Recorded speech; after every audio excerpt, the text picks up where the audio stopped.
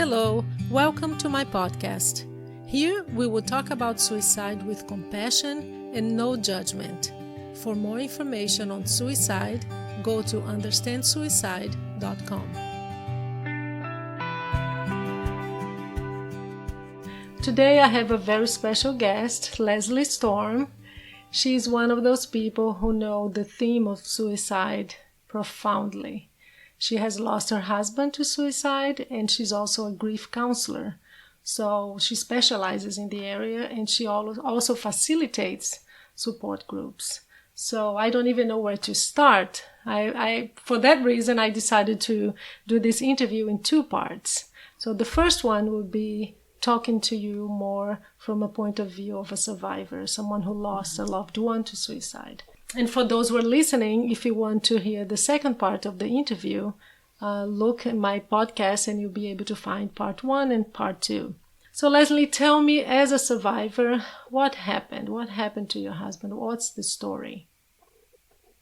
First of all, let me just say he was the most intelligent and the funniest person I ever met. I loved him dearly, although he was difficult because he had mental health issues. I didn't know anything about suicide when I married him. We were married for 5 years, and during that time we had a baby, and he also had 2 children from a previous marriage. And I frankly thought things were pretty great. Again, I didn't know anything about suicide, and I didn't know anything about mental health back then. Yeah, because you were not a counselor. I wasn't a counselor yet. And so we would have these terrible fights, and I would think it was all my fault. And later on I realized that that wasn't the case, that there were some mental health issues going on, severe mental health issues. Did he know that he had problems, that he needed treatment? He did. As a matter of fact, here, just a small anecdote. When he got drafted for the Vietnam War, he had so many issues that the sergeant or whoever it was that interviewed him said this would keep an entire battalion out. Wow. He really did have a lot of issues going on, which I did not know when I married him. So it was something that he kept from you. He kept from me. He would let little things slide out like that one. For the most part, we had a great relationship. We laughed a lot. We loved our kids. You know, we lived at the beach. He had a law practice there, and I was getting ready to go to grad school in counseling psychology. It was like a perfect marriage. So there were no warning signs. No warning signs whatsoever. And about 4 years into the marriage, things started getting a little strange. In what way? I began to suspect that he was doing some things that were illegal with his practice. He could tell that I knew that, and so we started to drift apart a bit. Then I found out he was having an affair, and that was devastating to me, really devastating. It was Super Bowl Sunday, and I was going to we had been to a party, and I was going to the store just to pick up a few things afterwards. And I grabbed his jacket and his wallet, which I had always done. And when I went to the store, I went to pay, and there was a receipt from Nordstrom's for 2 cashmere designer sweaters, one of which he had given me the Friday night before. And I just knew. I knew that this was somebody that he was involved with. And I came home and I confronted him, and he said, I can't do this. I can't live with somebody that's a snoop. Mm-hmm. So things sort of just blew up, and he left. And I had a 2-year-old at the time. And so he was gone, and we would be talking because we had stuff to talk about with the kids. I had already started school by that time, and so I was still in school. still, I was commuting from the beach into Portland to go to school. And you started school 2 months before his death, was that it? I did. He was coming into Portland to take me out to dinner. I had the babysitter there already, and he didn't show. And again, that wasn't that unusual for him. I mean, it was rude, but it wasn't that unusual because these were some things I couldn't depend on him for. So the babysitter was there and he wasn't coming, and I just said, I'm going to go to a bookstore and just, wander around, and I'll be back about 11. So, and of course I was hoping by 11 he'd be home, and he wasn't. I took the sitter home. Again, I had the 3 boys there because his 2 boys from his first marriage and ours. I took the sitter home and came back and went to bed.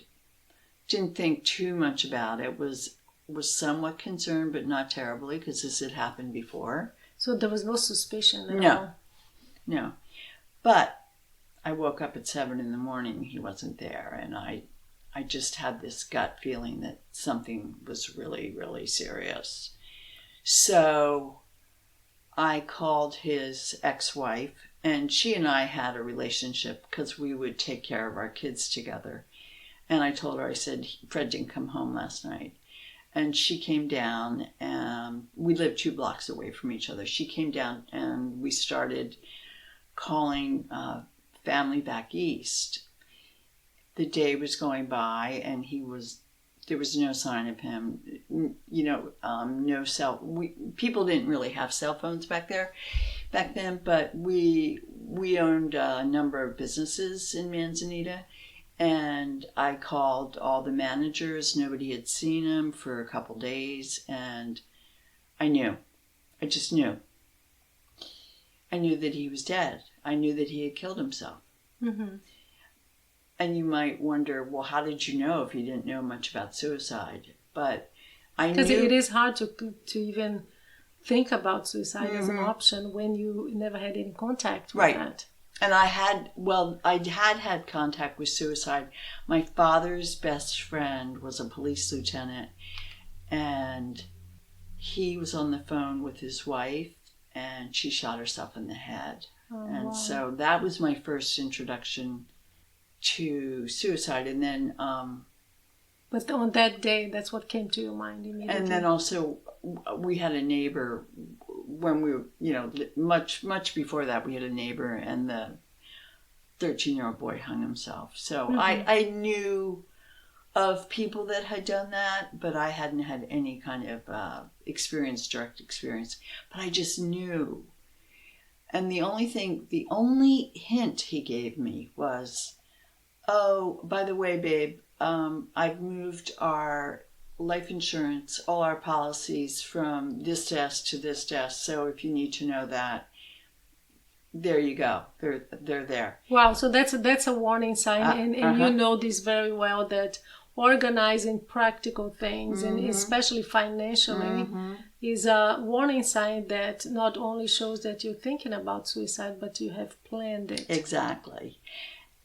I thought, well, that's odd, but, I just didn't think much about it. But since then, I have learned, because his mood improved. I've learned, throughout my career, that that's one thing that also happens when somebody is suicidal and has made their plan. And we hear that so often, right, Leslie? People saying, but it doesn't make any sense. He or she, they were feeling so much better. They were happier. But actually what happens is that they know they have made the decision. There's no more conflict. Right. So if there is no more conflict, they do feel better because they're certain that they're going to die. Right. But it's very misleading. Yeah, totally. Because people think, oh, this is great. He's doing so much better. But in fact, it can be the opposite. So he had purchased 2 guns about 3 days earlier.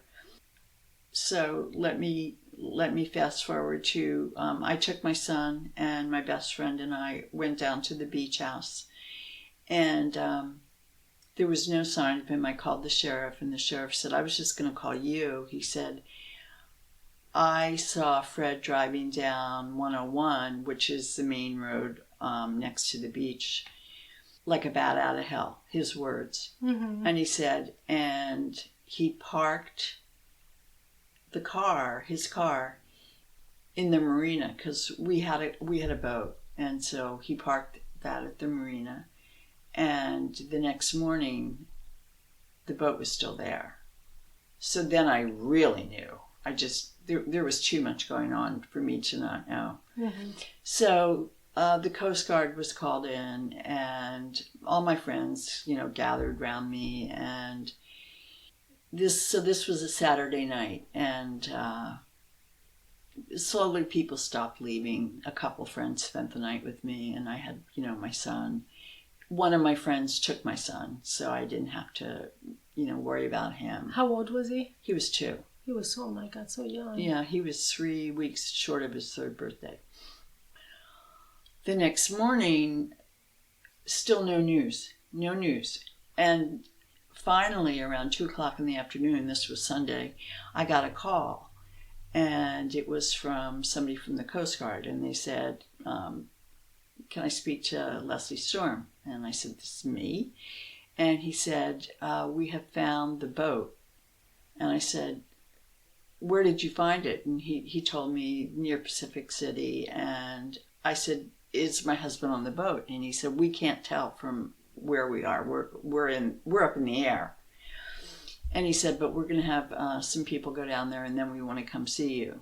So I waited with my friends. I just waited, and for the news, because for you the already news. knew. And I just remember the house that we had built had all the front of the house was all glass. And I remember sitting in the living room and watching 3 cars pull up, 2 Coast Guard and the sheriff. And it was just like a movie, honestly. I know, and you know that's bad and I knew, news. I knew. They came in and I said, was my husband, they said, well, we found the boat. And I said, was he there? What's happening? And they said, no, your husband was not on the boat. And I think I probably let out the biggest scream I've ever let out. And I don't even remember how I got through the next couple days. But that's, as a counselor, that's normal. Mm-hmm. Trauma does that to you and to your memory. And my sister made arrangements my sister's 2 years younger than I am, and she made arrangements to come out and be with me for a while. And I had so many people helping me with Nick, my son.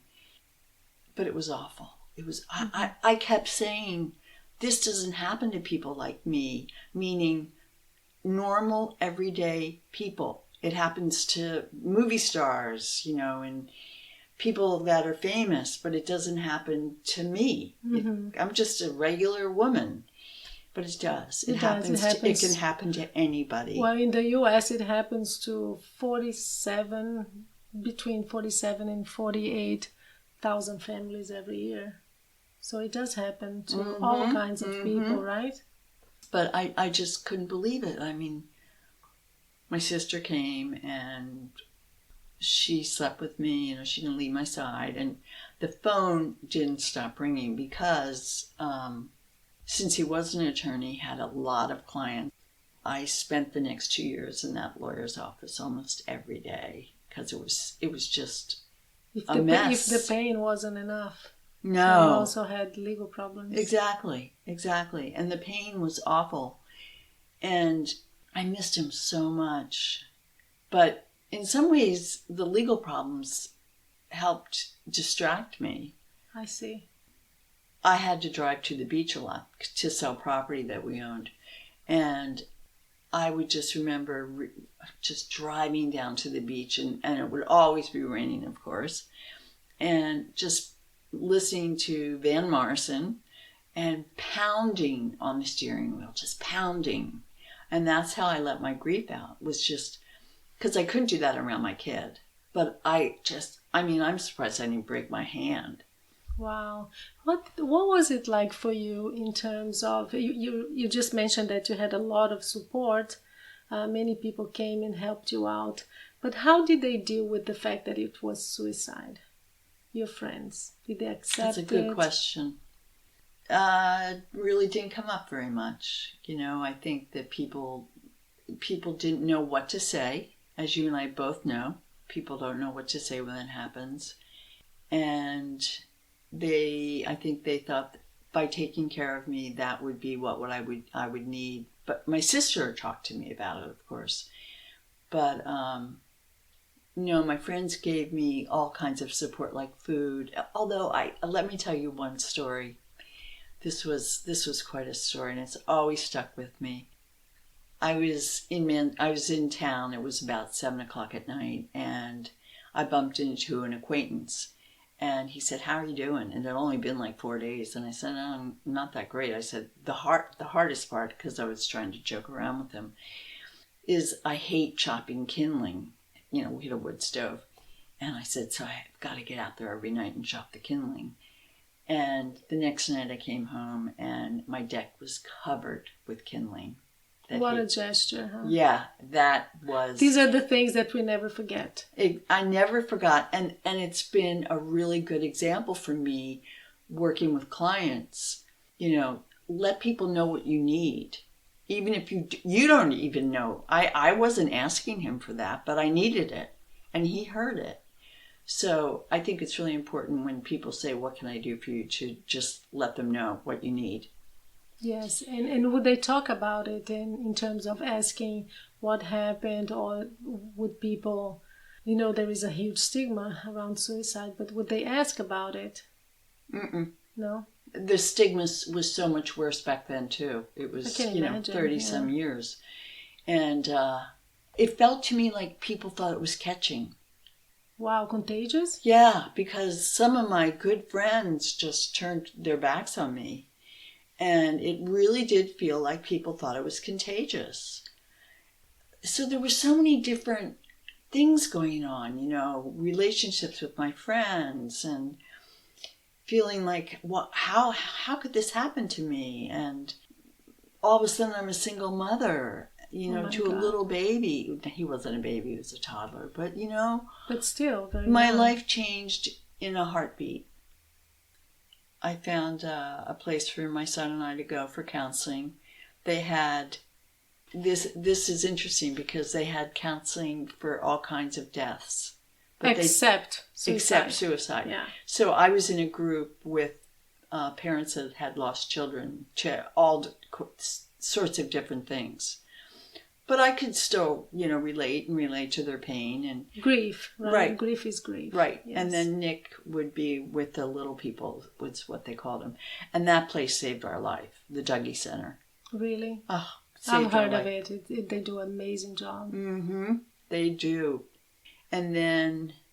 Let me ask you, just keeping on the stigma, how did that impact you? Did you feel ashamed to talk about it? Or was it something that you felt that your friends or maybe family wouldn't approach? I didn't feel ashamed.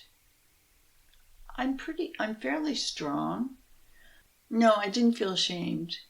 But I do remember going back for Christmas, which was 2 months after he had died.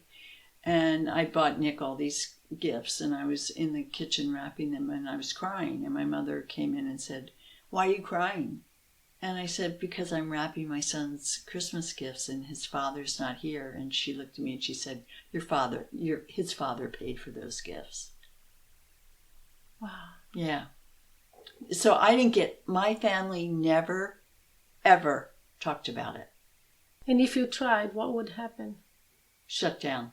Why do you think that is, Leslie? In my family, there were a couple of rules. One was what people think of you is the most important thing.